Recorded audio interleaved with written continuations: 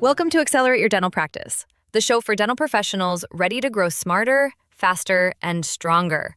Hosted by Michelle Affinato of Affinity Management Consulting and Malika Azargun of Czar Dental Consulting.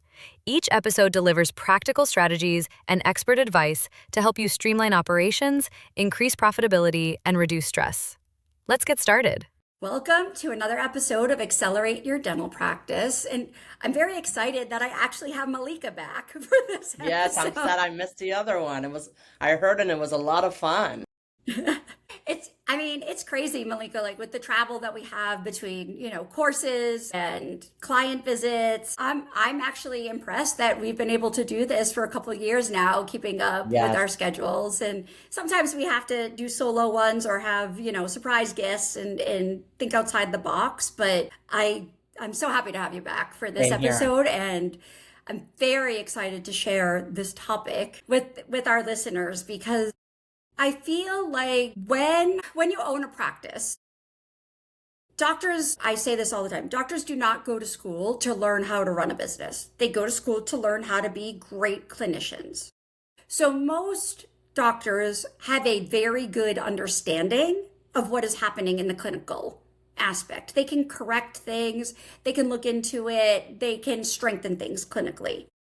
9 out of 10 doctors that I work with will tell me, I don't know anything about the front. I trust my team to do that. And yes, you should absolutely be hiring people that you trust to do the job. But that doesn't mean you just hand the keys to the kingdom over and say like, okay, I trust you. And you never look at reports. You never look at the process. You never post insurance checks yourself. And you're going through every day saying like, I'll find time. I'll try to make time to do this. I had one doctor the other day reach out to me and she's like, can you teach me how to look at accounts? Look at a ledger and say like, are there any red flags with these adjustments or the insurance payments? And I really enjoy doing that because owning a practice, that's your life, that's your baby. And although, like I said, you're hiring people that you know and trust to do the job, they don't own this practice. They could leave at any second. And Malika has a little story about that, which made us want to kind of talk about this. So go ahead, Malika. A friend and a client and office manager of 15 years gives notice, gives the typical 2-week notice. The office manager that started from day one, that was the assistant that became the front desk and managed the office, and decides and gives a 2 weeks of saying I'm venturing off and actually going outside of dentistry, which was in her defense. She said if I were to ever go back into dentistry, I would always come to your office. It was not a fallout that they had, but she decided to go into a different career. But this doctor was like, I don't know anything. How am I going to survive without her? I mean, tears. And I joke and say, I almost, if I was close to her, I would go peel her off the ground because she was so upset about it. But what I had to remind her is that this is the time now to go and learn how your office is operating. This should have been done 15 years ago because I'm sure, Michelle, you agree with me. With our startups, we say, hey, learn everything. This is your time to learn because you have the time to learn. Learn how to post a payment. Learn how the appointments are scheduled. Where are they keeping the checks? How are they closing out the day? It's not just about a report that's put on your desk and says, Doc, everything looks great. Merchants matching with the day sheets or deposit slip or whatever. Have a good day. What do we do as doctors? The doctors will go in, check, highlight, whatever, and drop it into a folder or binder. That's not good enough because in a situation like hers, now she's like, I don't know. She just gave me the report. My accountant said everything looked great and we just kept going. Now, obviously, this individual most likely was an honest, loyal person and didn't do anything, but you just never know. You and I know how many people get embezzled on a daily basis. So it's super important to know the operation of your practice. I know you docs spend a lot of times in the clinic and that's where it all happens, but operation and the financial is what's keeping the light on, paying your staff and keeping things afloat when it comes to the financials. So what is it that you can do now in her defense and her situation, which I know if she listens to this, she'll know I'm talking about her, which is absolutely fine. I told her, I was like, let's go back to the drawing board and put all the steps that she took on a daily basis.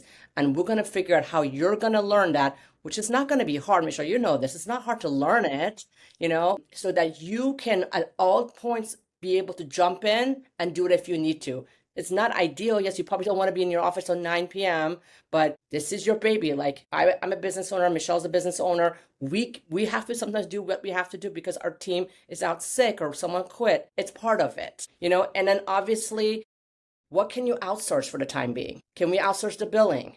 Because there's great options for billing being outsourced. Can we outsource, the bookkeeping? Like she was doing the bookkeeping. Can you ask your CPA if the bookkeeping can go back on their desk and they can handle it for now or permanently, depending on what the situation may be? And so that you can have the front desk just run the day to day. You learn the management part. And then so when you hire a new manager, you can be confident to know that now you can check your manager or oversee your manager knowing what's being done on the operational side. That's exactly right. And I have a great example of a client that I'm working with now. It's a local client, and I've worked with her on and off for a few years. And she, unfortunately, lost 2 front office people almost at the same time. One was the financial coordinator who handled like all the insurance payments, the patient statements, AR, and the other employee did a lot of the verifications and treatment plans and that sort of stuff. So they had 3 front office people. Now they're down to 1. One of them is on medical leave. So of course, you can't replace that person. So I have kind of jumped in and started entering insurance payments for them.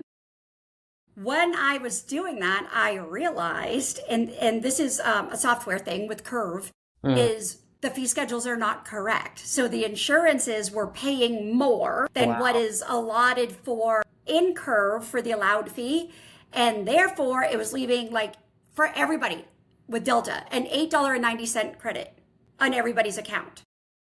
And so that's something that should have been addressed. The other thing that I noticed while I was sitting at that person's desk is there was a folder like full of EOBs with checks still attached to it saying, I'm going to call about this. There's no note in the computer or on here saying that they did call. And here we are in July, and there's checks that have been sitting there since June, since March. And the doctor said, like, I've noticed that, like, my bank account isn't where it normally is. And I've been they've been scanning stuff, and I've been entering it every single day as it comes in.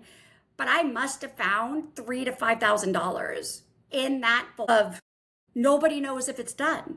And because there's no notes in the computer, I now have to take every individual EOB and go through it to see where they stand with that. They were also didn't realize they were getting the insurance breakdown, but all they were doing was scanning it into their like imaging or document center. They were not building the plan in the software. So all of the estimates that were coming out were not correct. And the doctor just assumed they were doing their job. I see them working on insurance. I see them posting payments. I see them on the phone with an insurance carrier. But the doctor themselves were not double checking any of this. And I don't want it to happen. Like, the last thing you want is be blindsided when somebody leaves, whether it's abruptly or they kind of phase out and you don't know what's going on. The next person comes in and he finds that you have a lot of stuff that you weren't aware of. Michelle, I tell my clients, I say audit 4 charts a week, one a day, randomly. It might be clear, nothing for weeks, but I am sure once a month you'll find one chart where oh, they didn't charge for fluoride? What is that? Why did they give it courtesy for? You will find something that you can go back to the front desk and say, I'm confused. 2 things happen there. You potentially figure out there's a system disconnect in your practice that needs to be addressed. 2, your team knows you're checking. And that's not micromanaging or punishing. No, it's not. Because I always teach them, I'm like, go from the curious side. Yes. Hey, I have a question. I'm a little confused. What does this mean? I just noticed this. Or say, I thought this means this. Oh no, doc, this means that. Even if they try to kind of, pretend like it's nothing, they know you're checking now. So yes, it's great to, trust your team. I'm not a fan of micromanaging. I'm not a micromanager myself, so I dislike that. But at the same time, I think this is your baby. This is your practice. You need to be in tune with it because you can't wait after years and say, Malika, I think God forbid this person's embezzling me from me. Well, when did you figure this out? And he's like, well, I've known for years. I just don't want to lose her because she's so good. Hold on, what? So you see, like, I'm like, okay. She's like, I had an office tell me this, Michelle, once that I think she's embezzling about $2,000-3,000 a month. It's nothing. It's fine. She can have it. Exact words. It's okay. She can have that. I'm watching it. It's not more than that, so she can have that. Well, okay. So first of all, you think that's all it is. Number two, why would that's what you notice? There's definitely more. Exactly. Number two, why would you want that behavior in your office? Number three, in their eyes, they think you have no idea and you're not checking. So not addressing it is a lack on your leadership and ownership of doing that. That's why I think, me and Michelle want to talk about this topic, because we think it's so important for you to be in tune with the business side of your practice and not just the clinical side. Because, everybody's replaceable. You as the doctor are replaceable too. Because if you bought an existing practice, what happened? That owner was replaceable. They sold to you. They're gone. So same thing happens here, but it's being more in tune, because the more you're in tune with your practice, the more profitable your practice is. You're working smart and not hard. Exactly. And one of the simplest things that you can do and start with, if you don't already do this, I know with the way softwares are, you can run reports. You don't have to print everything out, right? You don't even need the front office to give you the reports. If you want them to, totally fine. Encourage them to do it so they think that you're looking, or they know that you're looking, even if you look behind the scenes. The one report that I insist all of my offices print out every day, the deposit slip. The payment slip. Mm-hmm. It not only has to be printed out, it has to be completely reconciled. I don't care if it's off by 2 pennies, you find it. You find it. And the other thing, it has to be initialed. Like, they went through it, they looked at it, check it off, because you should know exactly how much cash came in that day. Did they have to give anybody change out of petty cash? How much was there from insurance checks? From personal checks, if you accept them, and from like credit cards. You can match all of that up, right? If they're giving you checks, and I know this might not go over well with some people, but your staff members should not be making bank runs for you.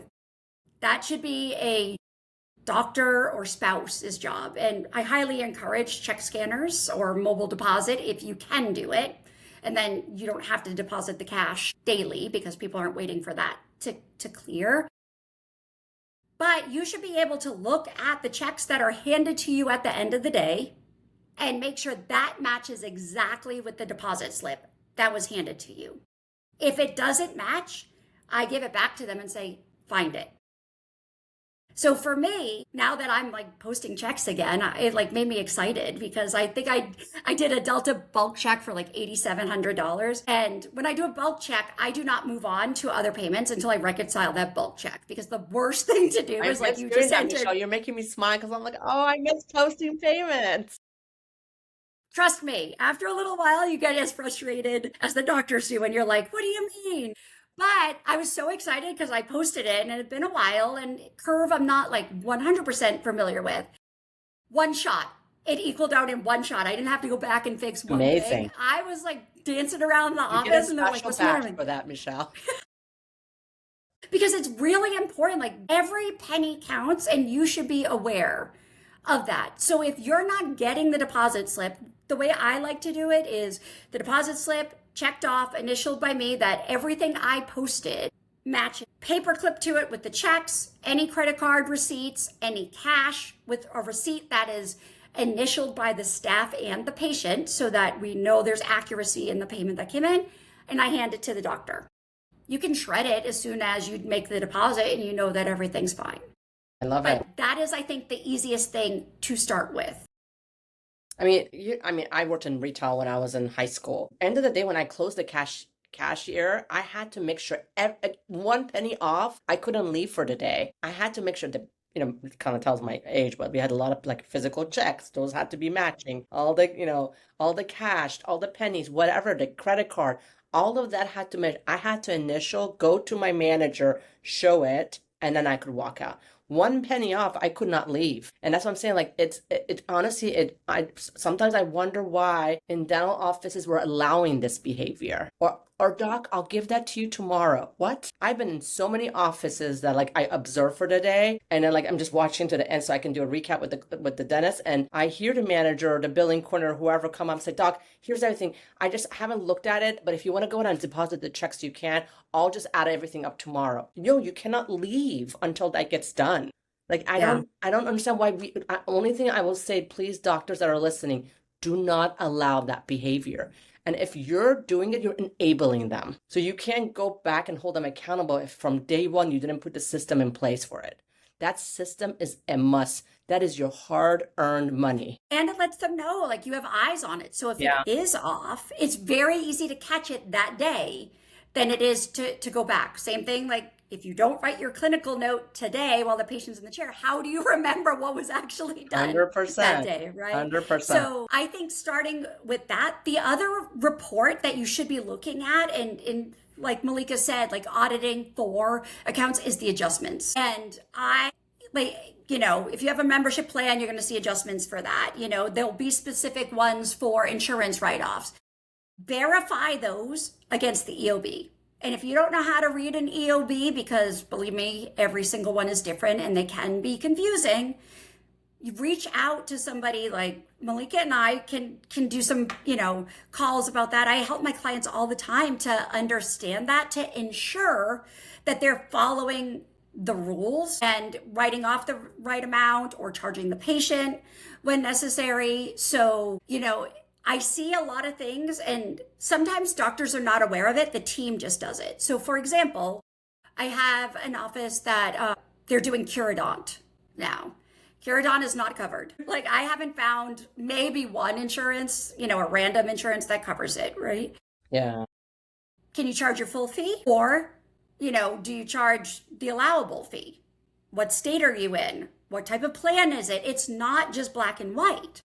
And some people will just blanket it. I've also seen, and this drives me crazy when I audit, is I have seen people who are posting payments, and if something is not covered because it requires additional information, I just see them put zero payment and write it off because they don't want to be bothered to send it in. And those are things you don't know.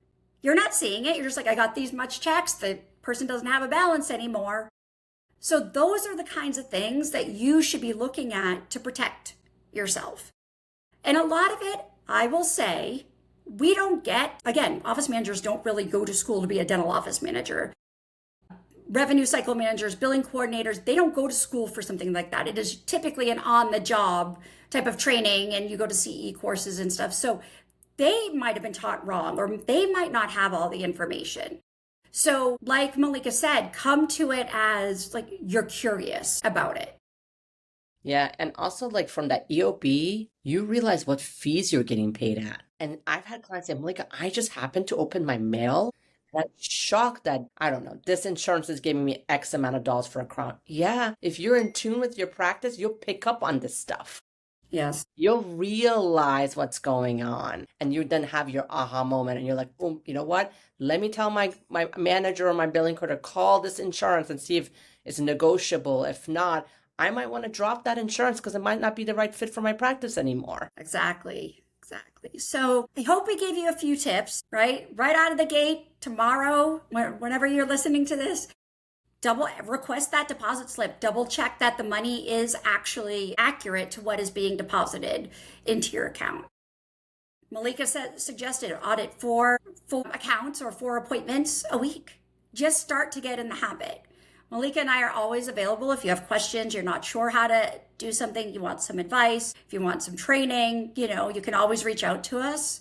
But I hope that this kind of opens your eyes a little bit and helps you be a stronger leader, entrepreneur, business owner. Yes, I hope that you guys continue to be in tune with your practice, because that's your key to success of growth in your business. 1 location, 10 locations. The key is to know what's going on in your operations. See you next time. Bye-bye. Thank you for listening to Accelerate Your Dental Practice. To learn more about your hosts and explore consulting services tailored to your practice, visit affinitymanagement.co for Michelle Afato and zardentalconsulting.com for Malika Azargun. Be sure to follow, rate, and share the podcast. And join us next time for more tools, tips, and strategies to help you accelerate your dental practice.